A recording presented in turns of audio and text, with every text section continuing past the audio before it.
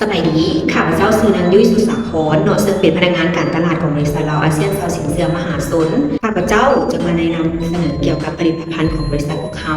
ก็คือบริษัทพวกเขาจะเฮ็ดธุรกิจเกี่ยวกับการหักจำนำทะเบียนรถใหญ่ใบตาดินรวมไปถึงผลิตภัณฑ์ LC ทางบริษัทพวกเขาก็หักคือกันเนาะซึ่งดอกเบี้ยเริ่มต้นของบริษัทเฮาจะเป็น 1.2953% ในนี้จะมีทั้งระยะสั้นระยะยาว ระยะสั้นจะเป็น6เดือน ยาวจะเป็น3 ปีตัวนี้แล้วแต่ลูกค้าสะดวกเนาะซึ่งมาถามลูกค้าสนใจก็สามารถติดต่อหาข้าพเจ้าได้หรือว่าถ้าลูกค้ายังบ่ทันมีความสนใจ